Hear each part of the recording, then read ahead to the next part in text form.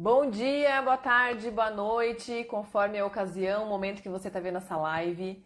Estou muito feliz de estar aqui de novo nessa nossa sétima golfadinha matinal, que acontece religiosamente toda segunda-feira aqui na página. Se você está chegando agora, se você está vindo por conta da minissérie Eu Vou Amamentar, já quero te contar que toda semana, toda segunda-feira, às 8h38 da manhã, rola uma live aqui na página.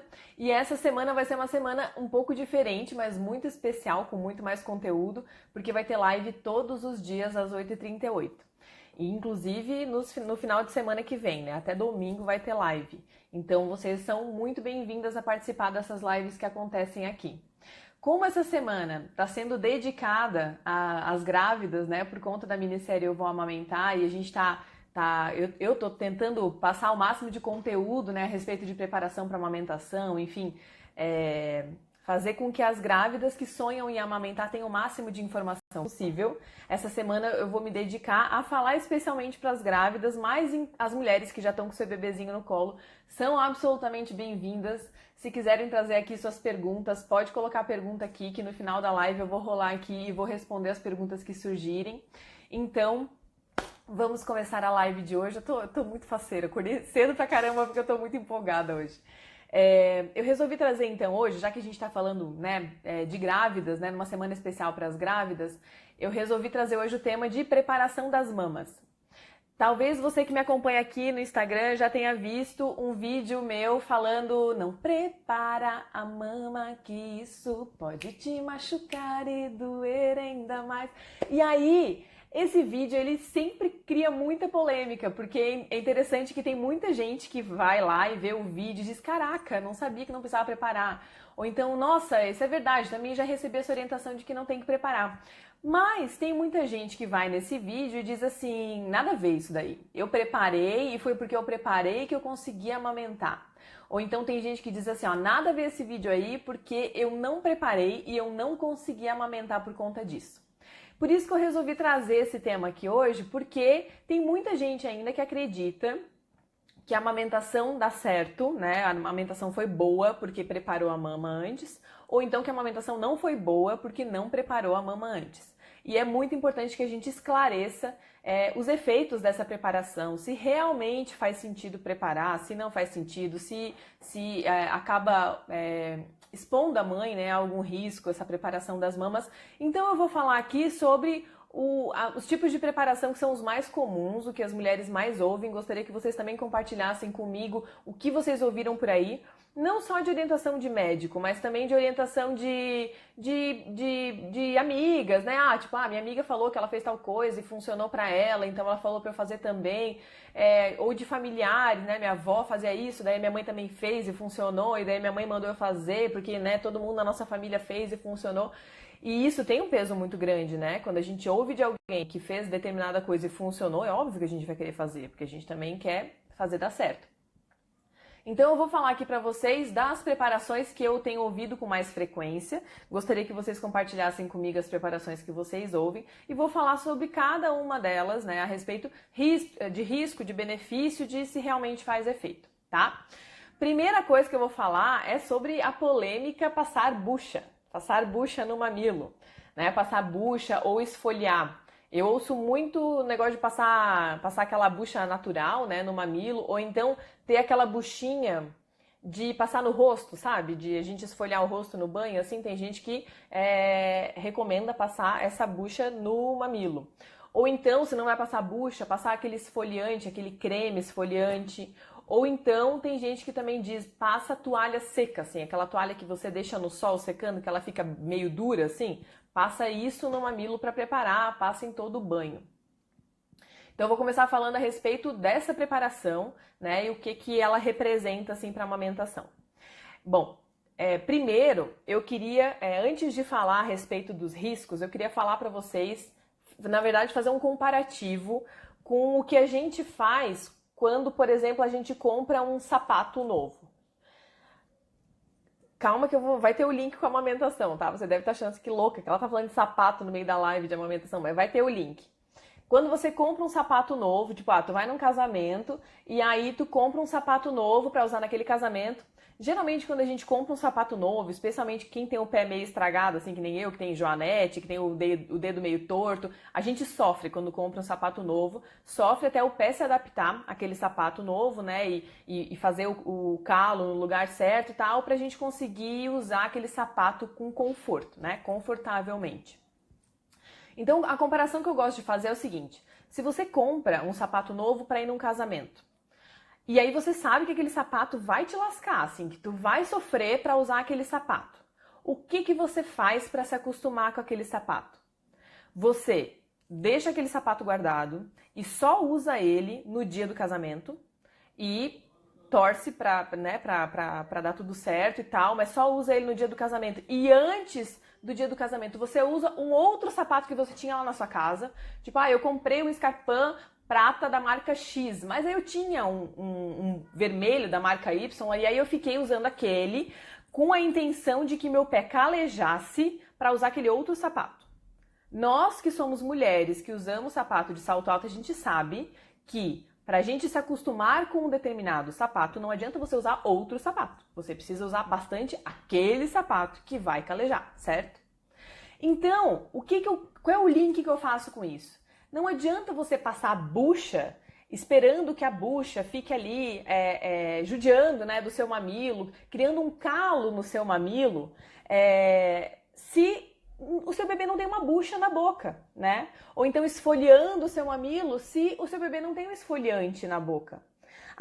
O bebê precisa fazer aquele movimento em cima do nosso mamilo para daí o nosso mamilo, a nossa areola se acostumar com aquela demanda. É como o sapato. A gente precisa usar o sapato certo. Não adianta você usar outro sapato achando que aquele outro sapato vai te fazer se acostumar com o sapato novo. Entende o que eu quero dizer? Então, a ideia é a mesma. Não adianta nada você ficar ali passando bucha, passando esponja, passando toalha seca, passando esfoliante, se não é isso que o seu bebê vai fazer no seu mamilo. Não é esse movimento que o seu bebê vai fazer no seu mamilo. Então, as chances são de que, se você ficar passando bucha, passando toalha, passando esfoliante durante a gestação, muito provavelmente você vai deixar essa região aqui mega sensível. Cada vez que você for fazer isso, você vai sofrer pra caramba, porque, né, especialmente as mulheres que estão gestando sentem uma sensibilidade enorme nessa região aqui do complexo areolo-mamilar. Então, não vale a pena você fazer isso do ponto de vista de que o bebê faz outro movimento, o bebê ele estica e puxa de um jeito diferente, né, do jeito que a bucha e o esfoliante faria, e pode ainda te machucar. Pode ainda deixar essa região tão sensível, você tão sensível com essa demanda ao longo da gestação, que quando seu bebê nascer, é capaz de você botar ele no peito e não tolerar, porque você não deixou essa região aqui se resolver sozinha, tá? Então, sob esse ponto de vista, não vale a pena passar esfoliante, passar bucha, porque pode ser que você se lasque para fazer essa preparação e essa preparação não adiante de nada, tá? A Georgia tá perguntando se vai ficar salvo. Vai ficar salvo lá na comunidade da minissérie Eu Vou Amamentar no Facebook, tá, Jorge? Quem não se inscreveu na minissérie, a minissérie tá acontecendo essa semana, são 3 vídeos que são publicados, já foram, um já tá publicado hoje, outro vai ser na quarta-feira e outro vai ser na sexta-feira, e a gente tem uma comunidade no Facebook para discutir as coisas que a gente tá falando aqui ao longo da semana, né, a respeito de preparação para amamentação. Então, se inscrevendo ali naquele link que tá na minha bio, só clicar ali, botar seu e-mail, se inscrevendo você já recebe o link da comunidade do Facebook, vai receber todos os dias que forem publicados os vídeos, vai receber por e-mail, você pode entrar no canal do Telegram da minissérie Eu Vou Amamentar. Então, assim, é uma semana que pra grávida, eu tenho certeza que vai valer muito a pena. As grávidas vão aprender muito a respeito de amamentação, vão absorver muitas informações. E especialmente se blindar dos palpites que chovem, né, nessa fase de gestação e de pós-parto. Então, beleza, resolvemos a questão da bucha, todo mundo aqui já está ciente de que não adianta nada, que o movimento que o bebê faz no mamilo é diferente, não tem nada a ver com o movimento que a bucha faz, então o ideal é não preparar, né? Não passar bucha. Aí vem o segundo tipo de preparação que eu costumo ouvir, que é a massagem de botão de rádio, né? É pegar assim o mamilo e ficar fazendo assim, ó. Vou botar mais perto aqui para vocês verem. Ficar fazendo assim, ó. né? Massageando assim, girando o mamilo, ou então puxando o mamilo para fora, para formar o bico, né? Tem muita mãe que fala pra mim, inclusive, né, na gestação, ela fala assim, eu já tô puxando, já tô massageando, porque quando eu puxo eu percebo que forma o bico. Forma o bico toda vez que a gente estimular essa região, tá? Então, assim, você abriu a porta da geladeira, por exemplo, né, que vem aquele vento gelado, vai formar o bico, porque você vai ficar arrepiada e vai formar. Então, não é a sua massagem que forma o bico, tá? Não precisa ficar puxando, não precisa ficar massageando, nada disso vai fazer formar o bico. Pode formar naquela hora porque você estimulou, mas depois ele vai voltar ao lugar onde ele estava antes. Isso vai acontecer também com a amamentação. Quando o bebê for mamar, ele vai formar o bico. No momento que ele tocar ali, vai estimular aquela região e vai ficar com o farol aceso para formar aquela pontinha para facilitar a pega do bebê. E não que essa pontinha garanta a pega do bebê, né? Porque a gente sabe que tem mulheres com mamilo plano, mamilo invertido, que o bebê também consegue pegar. Mas achar que fazer massagem, puxar para fora, vai fazer formar o bico é uma grande enganação. E de novo a gente volta na questão da sensibilidade, porque a grande maioria das grávidas não tolera muito toque, muito estique e puxa ali naquela região, porque a gente tá muito sensível ali naquela região. Então, mais uma vez, não precisa preparar, não vai garantir absolutamente nada, porque se você puxar, vai estimular na hora, beleza? Vai formar o bico, 5 minutos depois, se você parar de mexer, ele vai voltar pro lugar. E isso vai acontecer também quando você estiver amamentando, tá? Então, não puxa, não massageia. Outra coisa que eu ouço muito também é passar óleo, passar hidratante, passar sabonete, deixar aquela região ali bem hidratada, bem besuntada. E é bem interessante porque essa orientação ela tem algumas nuances que eu vou falar aqui. Primeiro vamos falar daquela mulher que não está sentindo nenhum desconforto, né, durante a gestação e ela recebeu a orientação de passar óleo, passar hidratante e tal, e hidratar aquela região, né? O que acontece? De novo, vou fazer uma comparação com o que acontece com o resto do nosso corpo. Quando é inverno, por exemplo, né, que a gente fica com a pele mais seca, né, especialmente o cotovelo, que fica bem seco. O que acontece quando a gente fica com a pele seca e a gente não hidrata? Essa pele engrossa, certo? Ela fica mais resistente, ela vai engrossando à medida que a gente, especialmente o cotovelo acontece muito isso. Ela vai engrossando, ela vai ficando áspera porque a gente não está hidratando. Quando a gente hidrata, essa pele fica hidratada e ela fica fina, né? Se a gente hidratar o mamilo e a areola, é isso que vai acontecer com o mamilo e com a areola. Se a gente colocar hidratante ali, a gente força com que essa pele fique hidratada e ela vai naturalmente afinar, porque a gente está fornecendo para ela a camada protetora por meio do óleo ou do hidratante que a gente está usando. Como a gente quer que essa região se resolva sozinha, fique resistente sozinha, sem nenhuma intervenção externa, a gente não passa nem óleo, nem hidratante, nem sabonete, nem nada, não passa nenhum cosmético ali em cima para que aquela região ali se resolva sozinha, tá? Então, mulheres que não estão sentindo nenhum desconforto no mamilo e tudo mais, tá tudo certo, e estão te orientando a passar hidratante, sabonete e tudo mais, não passem na região do mamilo e da areola. Ah, mas eu tenho preocupação porque tá saindo estria na minha mama tá ficando mais volumosa e tá saindo estria. Não posso hidratar a mama? Pode hidratar a mama toda, pode passar sabonete na mama toda. Mas não passe nessa região aqui do mamilo e da areola, beleza? E aí tem algumas mulheres que relatam assim, ó, que durante a gestação elas estão sentindo que essa região aqui tá tão seca que ela fica coçando, assim, que dá vontade de ficar coçando o dia inteiro porque tá muito seca. E aí, nesses casos, posso passar alguma coisa? Posso deixar essa região um pouquinho mais hidratada? Aí sim, pode, porque ninguém quer que a grávida fique se coçando, né? Fique desconfortável com essa região do mamilo e da areola durante a gestação toda. Inclusive, a coceira pode causar uma lesão, né? Então, se você está sentindo uma coceira extrema, naquele dia que você pensa, meu Deus, eu vou enlouquecer com essa coceira, daí você passa o hidratantezinho, passou a sensação de que tá enlouquecendo com a coceira, vida que segue, pare de passar o hidratante. Passe só naqueles momentos que você tá pensando, tá demais esse negócio aqui, não tô aguentando essa coceira, tá? Mas a grande maioria das mulheres não vai sentir essa coceira extrema, esse desconforto e vai conseguir tolerar aquela região ali sem hidratar, sem nada, sem passar sabonete, nem óleo, nem nada, ao longo da gestação. Como que faz no banho, né? Ah, no banho, o que eu faço? Não passa sabonete em cima? Não, passa só água em cima mesmo, não precisa passar sabonete, tá?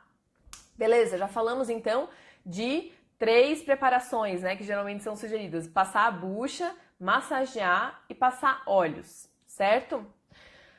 Agora vamos para a nossa 4ª orientação, que a gente geralmente recebe, que é de usar a concha. Essa é famosinha. Essa tá nas top orientações, assim. Tem muita mulher que usou concha durante a gestação para formar o bico, né? Então vamos falar sobre isso. Especialmente as mulheres que têm um mamilo plano ou que têm um mamilo invertido, que já rola uma insegurança mesmo, né? De se vai conseguir plugar o bebê, se vai conseguir amamentar e tal. Então, para essas mulheres, geralmente a concha ela é indicada, né? Às vezes ela é indicada no pré-natal, pelo profissional que está acompanhando ela, e às vezes é indicada por uma amiga ou por algum familiar que usou e tal. Bom, a concha é o seguinte. Bom, não vou falar da concha agora, vamos falar da nossa mama, como é que funciona. Quando você usa um sutiã apertado, você percebe que forma um vinco na mama, assim, né? Dá pra ver a marca do sutiã. Algumas mulheres têm a pele tão fininha, assim, que às vezes até quando usam um sutiã de renda, o desenho da renda fica meio que tatuado, assim, em cima da pele, né? Claro que depois sai, né? Porque a pele volta ao formato original, mas, ou seja, tudo que a gente usa pressionando essa região aqui faz com que a nossa mama adquira o formato daquele objeto, né, ou daquela roupa que a gente está usando, certo? Isso quer dizer que a nossa mama, o nosso corpo todo, na real, ele é plástico, né? A nossa pele tem essa capacidade de ser plástica. Ó, eu gosto de mostrar aqui a marquinha dos meus óculos aqui, ó. Eu uso óculos, eu tenho a marquinha dos óculos aqui. Por estar usando óculos, eu formo a marquinha. Só que depois que eu tiro os meus óculos, tipo, sei lá, 5 minutos depois, a marquinha não tá mais ali. Depois que a gente tira o sutiã e fica um tempo sem o sutiã de renda, por exemplo, aquela marca da renda não tá mais ali. Depois que a gente tira a concha, uns 5 minutos depois, o mamilo não está mais para fora, né? E o que isso quer dizer? Isso quer dizer que essa história de usar concha durante a gestação, ela na verdade é uma preparação que serve muito para a cabeça, assim. Quando a gente está pensando, nossa, meu mamilo é invertido, meu mamilo não sai, tô com medo e tal, aí você bota a concha ali, daí você vê, nossa, sai, com a concha sai, eu acho que eu vou conseguir amamentar. Então eu sinto que a concha, ela serve muito mais no sentido de te mostrar que o seu mamilo sai, seu bebê vai dar conta de mamar, do que de preparar de fato. Porque quando você tira a concha, 5 minutos depois, o mamilo volta para o lugar.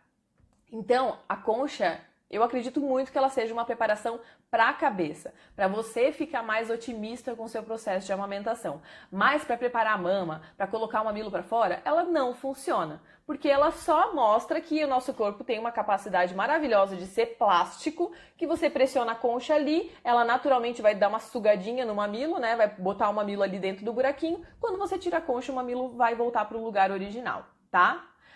Então, sob esse ponto de vista, usar a concha para formar o bico, porque você acredita que é a concha que vai fazer o seu mamilo vir para fora, não vale a pena, não vale a pena mesmo. Só que eu gosto muito de frisar aqui, embora a concha ofereça alguns riscos, e eu vou falar um pouquinho dos riscos daqui a pouquinho, tem muitas mulheres que me dizem assim, ó, Anne, quando eu coloco a concha, eu fico otimista com relação ao meu processo de amamentação. É quando eu coloco a concha que eu acredito que eu vou conseguir amamentar, que eu acredito que eu vou conseguir, que meu mamilo vai sair para fora e meu bebê vai conseguir pegar. Parece que ela me faz bem, parece que ela me faz acreditar que a amamentação vai dar certo. E nesse caso, minha amiga, eu vou te dizer, use a concha. Use aquilo que te faz acreditar que a amamentação vai funcionar.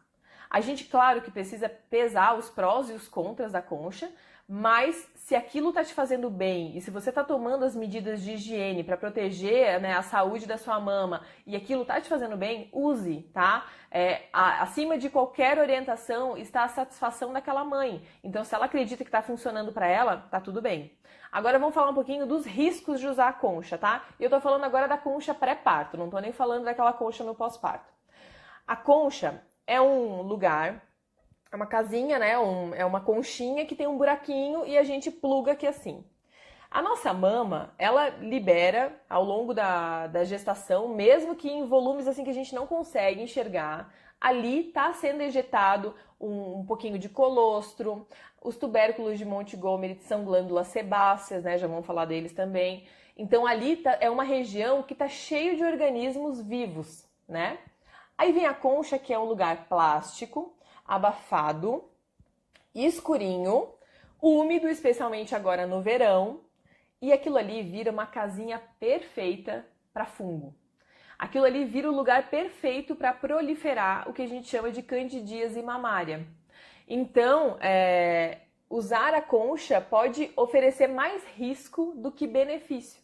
E se você que está aí usando a concha e está achando que a concha está te deixando otimista e tal, se você conseguir racionalizar que não é a concha que vai garantir a tua amamentação e pesar que pode ser um risco usar essa concha, não use a concha, tá? Porque não é ela que vai garantir a sua amamentação e ela oferece ainda o risco de de formar ali uma casinha de fungo, desenvolver uma candidíase mamária. Isso para tratar é chato pra caramba, porque dá uma sensibilidade enorme. Muitas mulheres, especialmente as que já têm histórico de candidíase vaginal, elas vão ter candidíase às vezes resistente e aí vai ficar muito difícil de tratar aquele fungo, né? Tem muitas mulheres que ficam até meses tratando a candidíase porque a cândida não está sendo exterminada, né, por aqueles medicamentos mais comuns.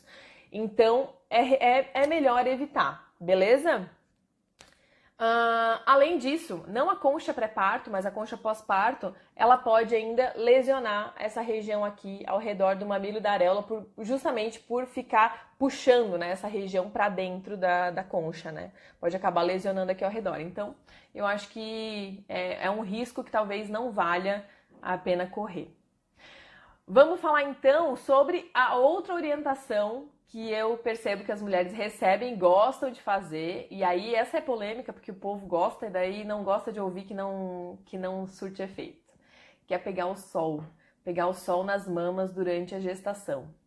Essa era uma orientação bem comum, assim, até pouco tempo atrás. Hoje a gente já sabe que o sol não previne nada. O sol, ele é maravilhoso, ele é indiscutivelmente maravilhoso, ele faz bem pra gente, ele faz bem pro ânimo da gente, ele é muito bom, mas pra amamentação ele não previne nada. Anne, tu quer dizer então que eu não posso pegar sol? Não, eu não tô dizendo isso. Você pode pegar sol. Se você gosta de pegar sol, você deve pegar sol. Se você gosta de fazer topless no sol, faça. Se isso te faz feliz, não tem nenhum problema. Mas fazer isso com a intenção de preparar a sua mama para amamentação é uma furada, porque não funciona, tá? Não previne nada. Ah, mas a minha amiga tava amamentando, ela teve uma lesão no mamilo e ela pegou sol e tal, e o sol ajudou a cicatrizar. Sim, o sol nas lesões mais superficiais, ele pode ajudar a cicatrizar sim, quando já tá, né, já tá amamentando, já tem uma lesão ali, mas para prevenir, para preparar a mama, o sol não tem efeito significativo, né? Não tem efeito nem comprovado. Então, se você mora num lugar frio ou se você mora num apartamento que tem vizinho colado em você e você não tem lugar para pegar sol, você não precisa pegar sol. E não é porque você não pegou sol durante a gestação que a sua amamentação não vai funcionar. Esqueça isso, não precisa pegar sol. Mas eu gosto, então tu pega bastante sol que tá tudo certo também, tá bom? Só cuida para não queimar, né, aquela região do mamilo e da areola ali, porque senão você volta lá naquela coisa da sensibilidade de ficar difícil de amamentar depois, tá?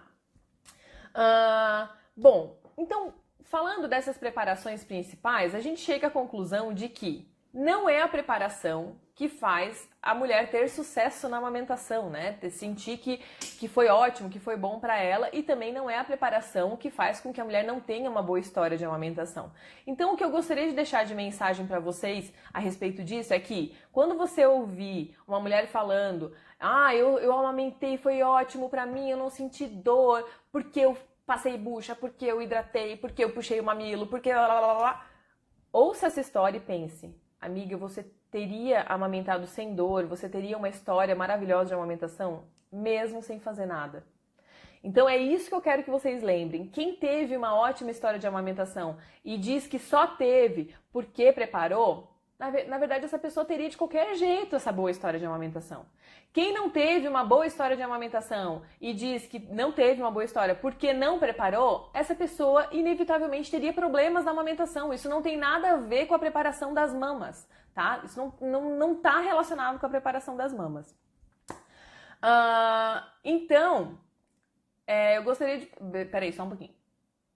Tá, e aí voltando, né, concluindo, se preparar te faz sentir confiante, se você assume aí os riscos, né, de cada uma dessas preparações, mas mesmo assim você quer fazer, tá tudo bem também, tá? Pode fazer, sempre observando se não tá passando aí dos limites, se não tá passando do seu limiar de dor, de desconforto, ou então no caso das conchas, promovendo aí uma proliferação dos fungos na sua mama, beleza? E aí eu gostaria de entrar numa outra questão que também está relacionada com a preparação das mamas e que foi uma pergunta que eu recebi muito do pessoal que está se inscrevendo na minissérie. Porque como são grávidas que estão se inscrevendo e eu fiz algumas perguntas por e-mail, elas me responderam dizendo quais foram as orientações que elas já receberam e tal. E aí, muitas delas falaram o seguinte: o meu médico, ou a minha médica, né, pediu para eu preparar a mama. Mas teve já um médico da minha amiga que disse para ela não preparar, porque quando a gente mexe no mamilo, a gente estimula o trabalho de parto prematuro. E teve inclusive uma dessas mulheres que falou assim, ó, mas aí eu não entendi, porque não tem tanta mulher que amamenta enquanto está gestando? Ela perguntou. E eu achei maravilhoso as mulheres terem trazido essa questão, porque é uma coisa que a gente fala muito pouco, fica todo mundo nessa dúvida se pode, se não pode mexer, se mexer na região do mamilo e da areola estimula o trabalho de parto, se pode mexer, enfim, uma confusão mental e a gente fica insegura de mexer e também fica insegura de não mexer. A questão é a seguinte, quando a gente mexe aqui nessa região, ou, né, quando a gente estimula alguma região mais erógena do nosso corpo, a gente libera um hormônio chamado ocitocina, que é o hormônio das contrações, né? É o hormônio que faz as contrações intrauterinas para o bebê nascer, que é o hormônio que a gente libera quando a gente tem um orgasmo. É até o hormônio que a gente libera, claro, em quantidades menores, quando a gente recebe um abraço, quando a gente recebe um beijo. É o hormônio que a gente libera quando ejeta o leite na hora da amamentação. Então, a ocitocina, ela está presente no nosso corpo, no nosso dia, o tempo todo, né? E é a ocitocina que provoca a contração intrauterina. Então, essa orientação é a orientação que geralmente as mulheres recebem, né? Quando dizem, não prepara, não mexe porque pode desencadear o trabalho de parto prematuro. Ou então não amamenta porque pode ocasionar o trabalho de parto prematuro. Essa orientação, ela serve apenas para as mulheres que já tiveram histórias de trabalho de parto prematuro, já tiveram histórias de perda gestacional, né? Iniciou o trabalho de parto prematuramente, perdeu o bebezinho. Essas mulheres que têm algum risco. E, em geral, essas mulheres que têm algum risco, né, de mexer aqui nessa região, liberar a ocitocina, são mulheres que também são orientadas a não ter relação sexual durante a gestação. Então lembra disso, a orientação de não mexer nas mamas para não desencadear trabalho de parto prematuro durante a gestação, ela está diretamente relacionada à orientação de não ter relação sexual durante a gestação, por conta daquele hormônio chamado ocitocina.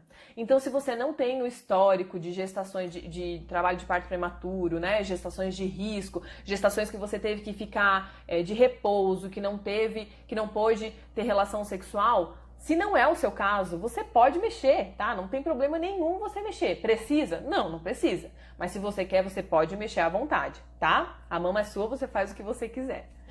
Bom, gostaria agora de ver aqui, né? Vou rolar aqui para ver as perguntas que surgiram ao longo da minha fala aqui, porque eu não interrompi minha fala, porque eu sou uma pessoa que depois que eu interrompo eu não consigo mais voltar para onde eu estava.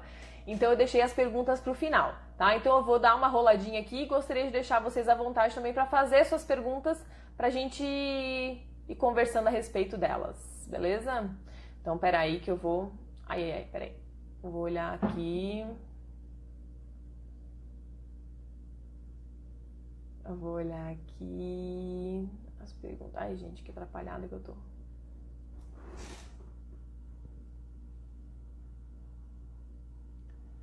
Peraí, que eu já chego lá. Bom dia. A minha irmã está usando Milar para não rachar. E a minha amiga me sugeriu usar concha para criar bico. Não estou usando nada. Minha médica orientou expor ao sol. Também não tenho feito. Quem falou isso foi a Vivian Paz. Adorei. Olha só, que tantas orientações. Isso é a maior prova de que quando a gente está gestando, a gente recebe um bombardeio de informações, né? E às vezes informações desencontradas. Bom, Com relação à tua irmã, que você falou ali que ela tá usando Milar, né, para não rachar.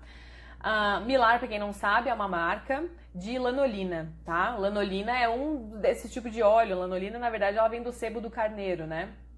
E aí tem muita gente que usa lanolina para proteger essa região do mamilo e da areola. A lanolina, ela pode criar uma camada protetora que, para os casos de mulheres que estão com lesão já no mamilo, pode deixar mais confortável. Especialmente assim, ó, quando a gente começou a amamentar, que fica sensível pra caramba, às vezes a gente vai tomar banho e quando a água do chuveiro bate no mamilo, a gente vê estrela. Então, nesses casos, a lanolina, criando uma camada protetora, evitando a ponta do mamilo, né, criando uma camada protetora para tomar banho, por exemplo, pode ser confortável.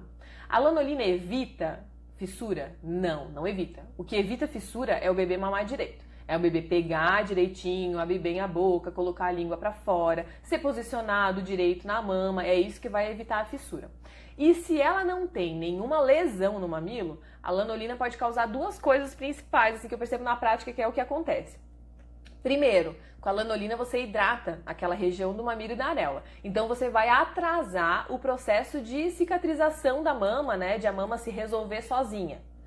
E segunda coisa, às vezes a gente besunta tanto de lanolina que o bebê não dá conta de fazer a pega, né? De ficar ali plugado sem escorregar. Ele fica escorregando e quando ele escorrega ele morde para conseguir manter a pega, né? Então, não acho que seja efetivo, beleza? Me lembrei agora de uma coisa, eu esqueci de falar dos tubérculos de Montgomery, eu falei que eu ia falar deles e não falei depois, né? Então eu já vou aproveitar o gancho para falar a respeito dos tubérculos.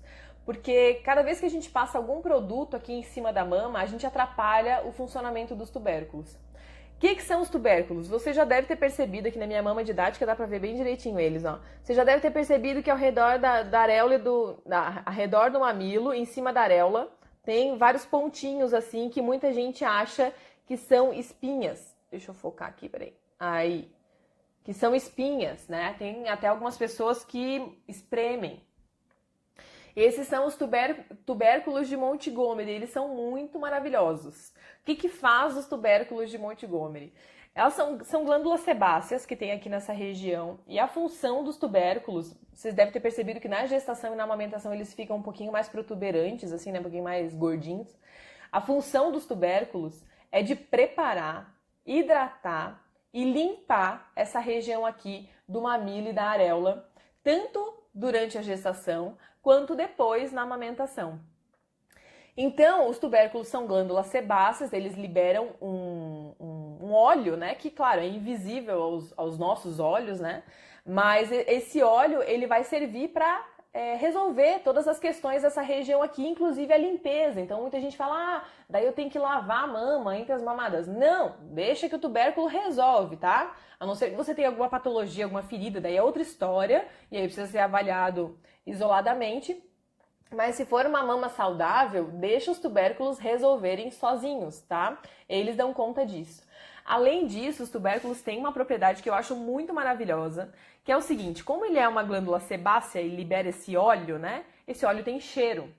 E a gente não sente o cheiro desse óleo, mas o bebê nasce com uma sensibilidade olfativa enorme, né? O bebê estava lá dentro da barriga sem sentir nenhum cheiro. O cheiro que ele sentia era do ambiente intrauterino. E de repente ele nasce e todos os sentidos dele são muito apurados, inclusive o olfato.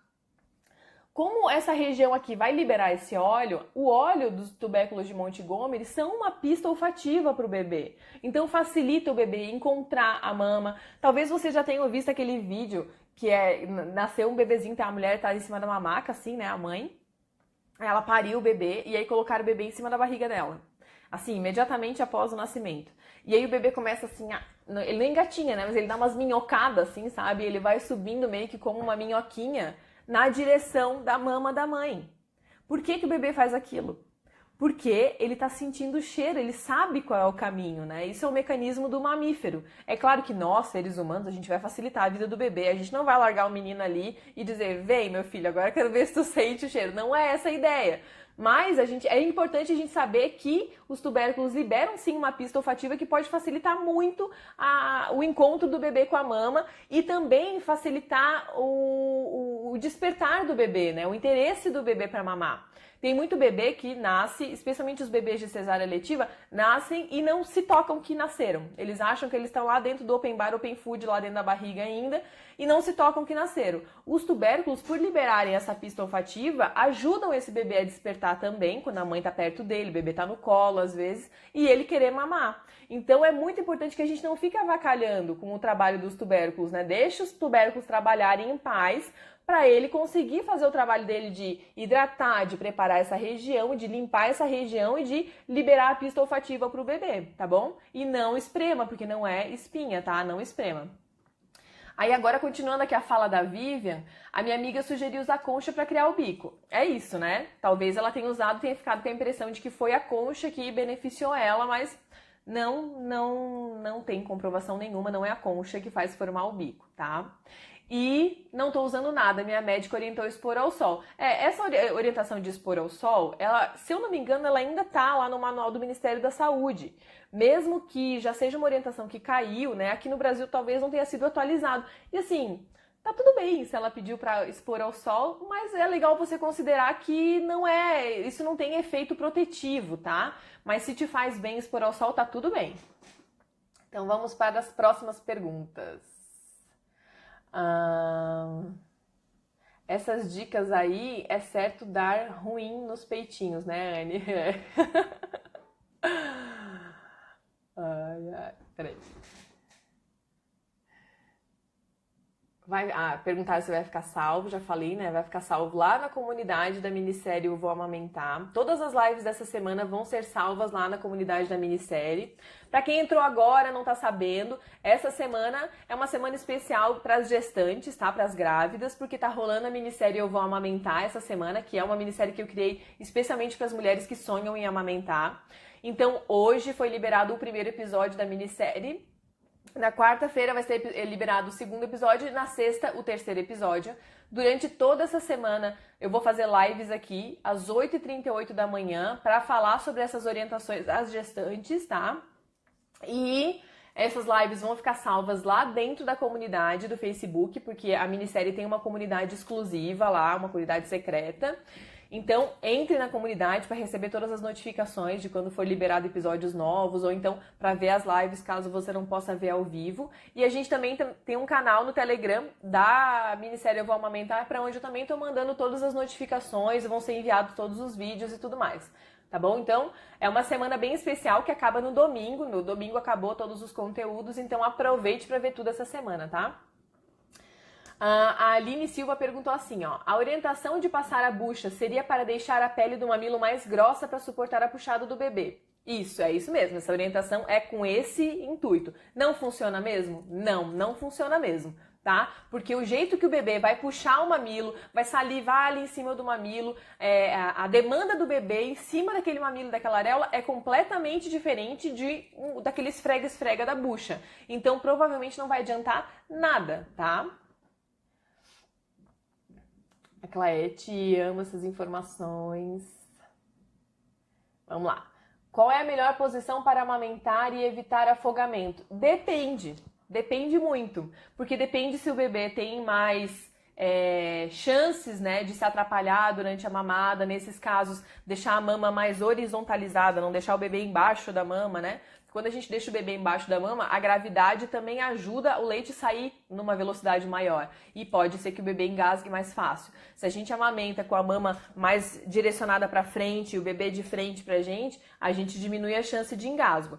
Mas a melhor posição para amamentar é a melhor posição que funciona para aquela dupla. Então, o ideal é sempre testar o que funciona para vocês, tá? Claro que existem várias posições: invertida, a tradicional, deitada, ladyback, cavalinho. E aí, a mãe e o bebê, de acordo com a demanda daquela dupla específica, vai ver qual que é a posição que funciona melhor, tá? A Aline falou: graças a Deus não tenho problemas no bico, já tenho o bico bem formado. Tem mulheres que têm o mamilo bem pra fora, né, que a gente chama de mamilo protruso, mas tem algumas mulheres que têm um mamilinho pequenininho ou então um mamilo plano. Vamos ver aqui. Eu usei concha quando eu tive meu primeiro filho e o que eu consegui foi ter cândida. E além de não conseguir amamentar, acabei parando de ordenhar também e secou o leite. Cássia, muito obrigada por compartilhar a sua história. Muito obrigada, porque olha, nada melhor do que uma pessoa que passou por isso vir aqui dizer que passou por isso para as pessoas entenderem que realmente tem risco, né, usar a concha. E não adianta nada para formar o bico. Vai formar o bico naquela hora, 5 minutos depois vai voltar o mamilo pro lugar e vai ficar o risco de desenvolver uma candidíase. No segundo eu não usei nada, mas fui bem acompanhada e mesmo com o mamilo invertido estou amamentando exclusivamente. Excelente. Cara, tu falou tanta coisa maravilhosa dessas tuas duas frases aí. Tu falou da concha, do risco da concha, de não ter conseguido amamentar, né? Por conta, com certeza, de N fatores aí. Acabou parando de ordenhar e secou o leite, porque se a gente não remove o leite, diminui a produção e acaba, por consequência, secando o leite. E tu ainda falou que na tua segunda experiência, tu não fez nada na mama, tu foi bem acompanhada, com certeza bem orientada, teve rede de apoio, teve informação e tá amamentando mesmo com o mamilo invertido, porque muitas mulheres têm medo de não conseguir amamentar com o mamilo invertido exclusivamente. Então, assim, ó, uma salva de palmas pra ti. Assim, essa live já valeu só por essas duas frases muito maravilhosas que tu colocou aqui. Dentre esses tantos palpites, eu ouvi um bem engraçado. Casca de banana nos mamilos para preparar para amamentação. Quem falou isso foi a Maiara. Maiara, isso é muito comum, tá? Especialmente de pessoas mais antigas, assim, né? Tipo a nossa avó, nossa mãe e tal. Porque se fazia muito essas coisas caseiras, assim, né? Para preparar, eu nunca ouvi da casca de banana, mas para resolver fissura eu já ouvi, já atendi algumas mulheres, inclusive, que estavam fazendo isso. O que a gente sabe hoje? Que com certeza a natureza, né, os elementos aí da natureza, as frutas e as verduras e tudo mais, tem uma porção de propriedade que é benéfica pra gente. Com certeza absoluta, talvez a banana também tenha. Acontece que ao longo dos anos foi se percebendo que o risco de colocar um alimento cru em cima de uma ferida, né? Ou então, no teu caso, para preparar não tem ferida, então talvez não tenha nenhum benefício, mas também não tenha quase nenhum risco. Mas no caso de uma ferida, por exemplo, o risco de preparar um alimento, de colocar um alimento cru em cima da ferida é maior do que o benefício de aquele alimento ajudar na cicatrização. Então, hoje, a conduta que a gente usa é procurar usar, se for para usar alguma coisa para cicatrizar, que seja alguma coisa que foi feita num ambiente controlado, que não seja, né, um alimento, porque o alimento ele vai oferecer mais risco. Talvez tenha, sim, aquelas histórias que a gente ouve, eu passei, sei lá, cenoura, tem um monte de história, né, que a gente ouve. Esses dias eu ouvi óleo com parafina. Vela, com vela mesmo, derreter a vela, botar um óleo e passar e funcionou para aquela pessoa. Só que o risco de fazer isso é muito maior. Então, às vezes a gente não ouve, né, a história daquela que passou a casca de banana e deu uma infecção. Talvez essa mulher tenha desenvolvido uma mastite, ela nem sabe que foi por causa disso. Né? Então, o ideal é a gente não usar alimentos, come os alimentos, né? Os alimentos são ótimos pra gente comer, pra gente ficar forte, mas em cima do mamilo e da areola, se for para passar algum produto, passar uma coisa que tenha sido feito de maneira controlada, né? Que a gente sabe que não vai ter ali alguma coisa desconhecida pra gente, tá? Vamos ver o que mais. Eu posso passar pomada assim que o bebê nascer ou só se estiver lesionado? Ó, assim que o bebê nascer, eu até falei ali um pouquinho antes, talvez tu não tenhas visto, então eu vou repetir. Para evitar, eu acho que não é uma boa ideia passar, porque pode ser que o bebê escorregue para mamar e aí comece a tentar segurar a pega, né, mordendo, porque ele está escorregando. Então não é uma boa ideia para prevenir nada. E se tiver lesionado, aí primeiro, assim, prioridade zero é descobrir por que lesionou. E aí, depois que descobrir por que lesionou, algumas pomadas podem auxiliar no processo de cicatrização, especialmente quando quando a fissura é muito profunda, né? Quando tá muito desconfortável, tá? Pode usar produtos... Peraí. Melhor posição para amamentar? Não, peraí. Melhor posição para amamentar. A Amanda perguntou. Amanda, a melhor posição para amamentar é aquela que funciona para vocês. E o negócio é ficar sempre fazendo teste, tá? Sempre. Vai ter dupla que vai amamentar para sempre na posição tradicional e vai ter dupla que vai querer fazer o Mama Sutra, vai tentar todas as posições possíveis para sempre achar um jeito de ficar confortável. Então, não tem um padrão. A Dani perguntou. Pode usar produtos tipo sabonete no banho normalmente? E os famosos hidratantes para estria? Pode usar no seio?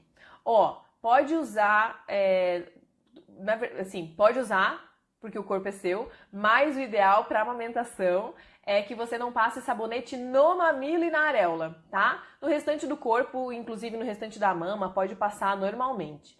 Outra coisa, pode usar os famosos hidratantes para estrias? Bom, o hidratante para estria, não sei exatamente qual é a composição desse hidratante que você está mencionando, mas aí é legal dar uma olhada se é compatível com a gestação, né? E o hidratante normal que a gente usa para hidratar a pele, que é aquele que não tem assim um monte de substâncias, né, que são proibidas, né, em algumas circunstâncias, tipo amamentação ou então gestação, você pode usar ao redor de toda a mama, só que não no mamilo e na areola, tá? Deixar aquela região ali se resolver sozinha. A possibilidade de eu ter dificuldade na amamentação são maiores do que de não ter? Eu acredito que sim. Sabe por quê? Porque menos da metade das mulheres amamenta nos primeiros 6 meses de vida do bebê e menos de 20% das mulheres continuam amamentando depois dos 6 meses. Eu acho que isso quer dizer alguma coisa pra gente, né? Isso quer dizer que a grande maioria das mulheres vai ter sim dificuldade na amamentação. Qual é a diferença? O que vai fazer mais diferença, né? Além de todos os outros fatores. Sorte, por exemplo, é um fator que influencia o funcionamento do bebê, como é que o bebê mama, como ele suga, como ele extrai o leite, é um fator que influencia. Mas o que eu sinto que está a nosso alcance para a gente mudar esses índices, para a gente aumentar a chance de a gente ter uma história diferente de amamentação sem dificuldade? A gente tem informação. A gente tem conhecimento, assim, eu acho que a grande diferença, o resto que a gente não pode controlar, né? Você não pode controlar como é que vai ser a sucção do seu bebê. Você não sabe, o bebê nem nasceu, você não pode controlar o seu fator sorte. Mas o que você sabe a respeito de amamentação durante a gestação, porque na hora que o bebê nasce, tá chorando no teu colo, a gente não aprende nada, né? Na hora do desespero, isso a gente pode controlar. A gente pode buscar informação, a gente pode participar de uma live como essa daqui, por exemplo, para saber o que eu posso fazer durante a minha amamentação, para melhorar o meu conforto e tal. Então, acho que a grande diferença entre as mulheres que têm, às vezes têm as mesmas condições, mas têm histórias completamente diferentes, né, de amamentação, é que algumas sabem mais e conseguem fazer mais coisas com aquilo que elas sabem, né? E outras não sabem, não têm conhecimento e para elas o desespero vai bater muito mais rápido e elas vão acabar optando por alternativas que no final das contas pode ser que elas acabem se arrependendo porque foi na hora do desespero. Então saber previamente é muito importante, né? É o único fator que a gente sabe que a gente pode controlar. O colostro sustenta o recém-nascido? Sim, com certeza. Colostro sustenta o recém-nascido e sustenta muito bem. Colostro é uma bomba imunológica, ela é maravilhosa para o bebê. O colostro sai em pequenos volumes por um motivo muito especial, que é fazer com que o bebê venha mais vezes para o peito, estimule mais a produção de leite da mãe e faça com que o leite desça. Então o colostro é muito maravilhoso sim, tá? A posição que ficar bom para você e o bebê. Ah, tá. A Ana respondeu já, a outra colega que perguntou. Eu sou a prova que preparar a mama na gestação não evita dificuldades na amamentação, porque eu fiz de tudo que o dito popular recomendou e mesmo assim sofri demais na amamentação, mas foi pela pega errada. Lari, obrigada por ter compartilhado a tua história ali, ó. Eu adoro quando vocês contam a história de vocês, porque isso torna real aquilo que eu tô falando, porque às vezes parece assim que a mulher da amamentação falando que não tem prova. Isso é a prova, não precisa preparar. Muito obrigada por compartilhar, Lari. É normal diminuir a quantidade de tubérculos no terceiro trimestre? Não sei, nunca ouvi falar sobre isso. Quem perguntou foi TPO 2002. Eu nunca ouvi falar sobre isso, nunca me atentei assim à quantidade de tubérculos e confesso que eu também nunca ouvi falar sobre isso nos meus estudos. Talvez esteja menos perceptível, talvez pela coloração da sua mama esteja menos perceptível, ou talvez pelo funcionamento do teu corpo mesmo, tá? Tem mulheres até que me falam assim, Anne, parece que eu não tenho tubérculo, porque é tão pequenininho.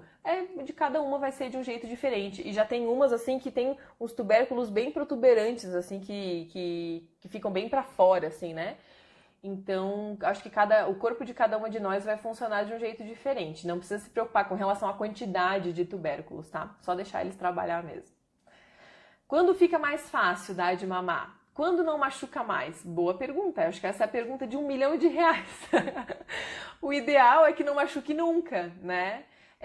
para cada mulher vai ser diferente esse tempo, mas na prática eu tenho percebido assim que 15 dias é aquele período assim que a gente tá indo pro fundo do poço. Aí depois de 15 dias passa o fundo do poço, sabe? Daí a gente chega na mola do fundo do poço, aí a gente começa a subir de novo. 15 dias eu acho que é o tempo que a gente consegue decidir com clareza se vai persistir na amamentação, se, pô, agora tá melhorando, agora eu vou embora. Ou então, tipo, não aguento mais esse negócio aqui, não quero mais amamentar, tá? Claro que vai ter aquela mulher que tem um mamilo um pouco mais sensível, ela vai demorar um pouquinho mais para sentir mais conforto, né, na amamentação, mas eu acho que 15 dias, assim, é aquele tempo que a gente decide se vai ou racha. É vai ou racha que chama? Sabe? Que a gente decide o que vai fazer da vida com relação à amamentação. Sempre me passa pela cabeça, será que terei leite? Minha mãe não teve. Tem alguma relação? Não, não tem. Não pense isso, tá? Quem falou isso foi Santa Maria Érica. Érica, não pense nisso, porque não tem nada comprovando que hereditariamente as pessoas não têm, né, leite. E é legal você trazer isso aqui, porque tem muita gente que já traz essa história da família, essa história pesa pra caramba no nosso ombro, né? A sua avó que não amamentou, daí a sua mãe não amamentou. Peraí, deixa eu tomar água.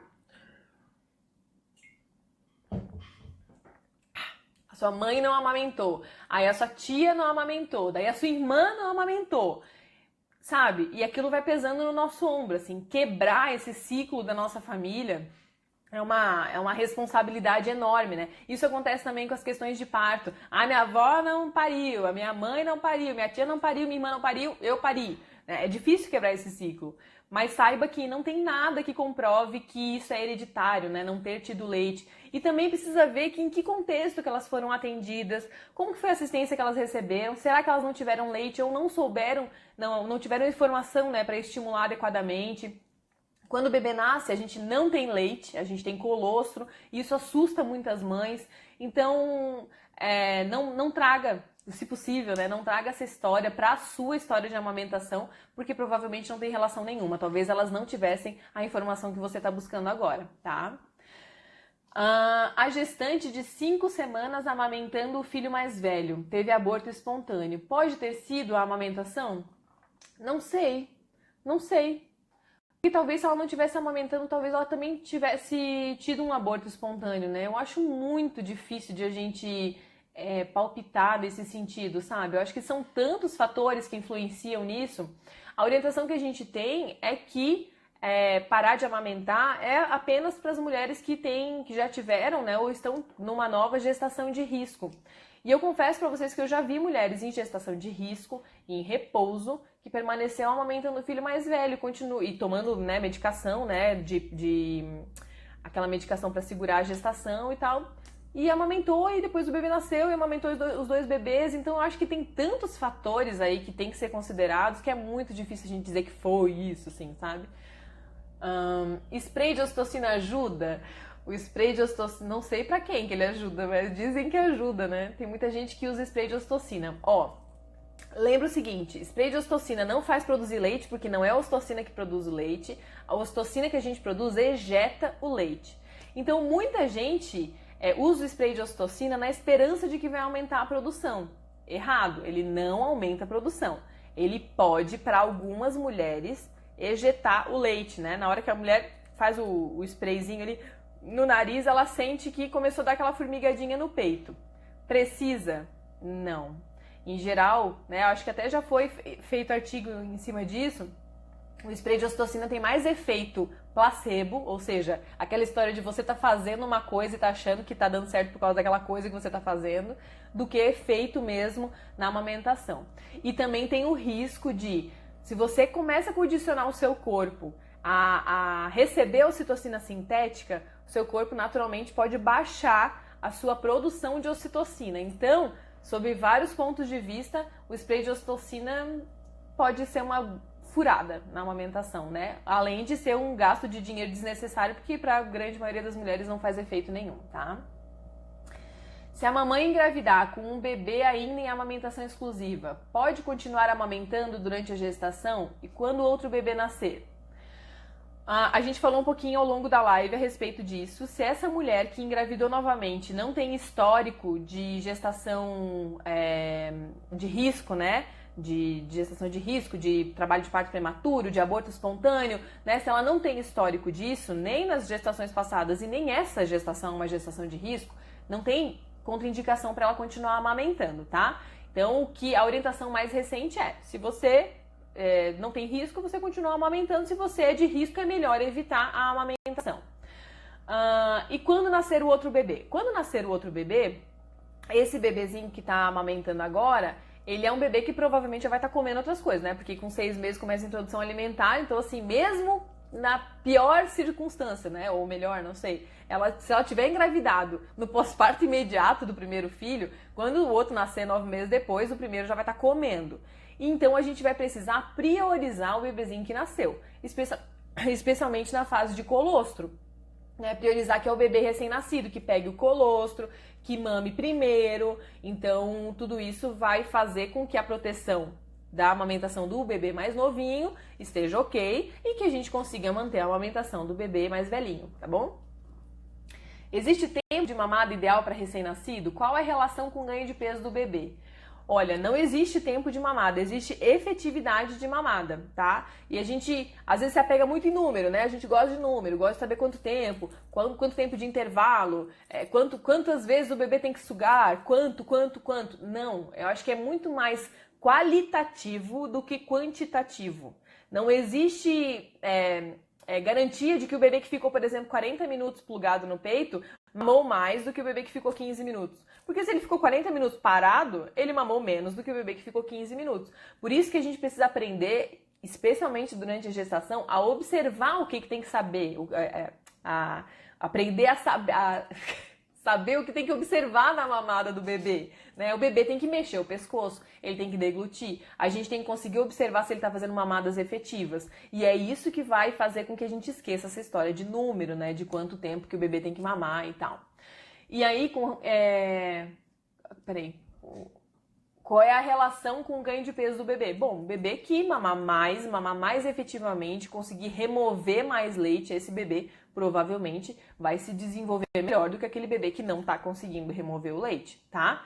Mas assim, tenho 2 bebês que mamam ao mesmo tempo, que extraem o mesmo volume de leite, como se isso a gente conseguisse saber, né? A gente não consegue, mas tenho situações iguais. Eles vão engordar igual? Não, porque a gente tem o fator bebê aí no meio, né? Tem o metabolismo dele, tem o funcionamento do corpo dele, então são muitos fatores. O que a gente, de novo, né? O que a gente precisa fazer é garantir o que dá para controlar. O que a gente consegue controlar? O que eu consigo controlar como mãe? Eu consigo expor o meu bebê no peito, eu consigo avaliar se a mamada dele está efetiva, eu consigo deixar ele mais acordado se ele tiver muito dorminhoco no peito, eu consigo oferecer os 2 peitos por mamada, observar se ele está deglutindo, se ele está trabalhando, como é que está o comportamento dele ao longo da mamada. Agora, no momento que eu plugar ele no meu peito, fiz a minha parte, ele tem que fazer a parte dele, né? Nós somos 50% do processo, tá? Gente, falta 2 minutos para acabar a nossa live. Eu acho que eu não vou conseguir responder tudo. Mas vamos lá. Estou amamentando pela 2ª vez e não estou usando nada. Até os absorventes de seio eu estou odiando. Da primeira vez eu usei muito a concha, mas dessa vez não me acostumei. Até porque tá muito quente. E outra, Aline, eu acho que tem também um fator de mãe de 2ª viagem, sabe? Porque a mãe de primeira viagem, eu sou mãe de 3. Na primeira viagem, né, da maternidade, eu acreditava que eu precisava de muitas coisas, assim, né, pra eu fazer dar certo o negócio. Quando a gente já teve o 2º, 3º filho, a gente já sabe que, assim, eu preciso de peito e de bebê. Tendo peito e bebê, o resto é resto. Daí a gente vai se adaptando, a gente vai vendo o que vale a pena, o que não vale usar, né? Tô de 27 semanas e meu leite já vaza, normal? Para algumas mulheres isso vai acontecer sim, tá, Larissa? Muito obrigada por tanta informação, me sentindo bem mais confiante para a chegada do meu bebê. Obrigada também, Flávia, por ter participado aqui. Tinha tanto leite noturno que meu filho só mamava uma vez e não queria mais. Como vazava e molhava até o colchão da cama, eu passei a acordar para retirar e usar a fralda descartável para dormir. Fiz certo? Assim, provavelmente esgotando a mama, você fez com que permanecesse o estímulo, né? Então toda vez que a gente esgota a mama, seja com a bombinha ou com o bebê, a gente manda pro nosso cérebro, produza leite porque tem leite saindo, então produza mais. Talvez não esgotar a mama faça você produzir gradativamente o suficiente para o seu bebê, né? E não em excesso, tá? Gente, falta 23 segundos, eu gostaria de agradecer, convidar vocês para participarem da minissérie Eu Vou Amamentar, que tá no ar essa semana só. Amanhã tem live de novo. Um beijo e até a próxima. Espero que vocês tenham gostado aqui dessa live, tá bom? Beijo!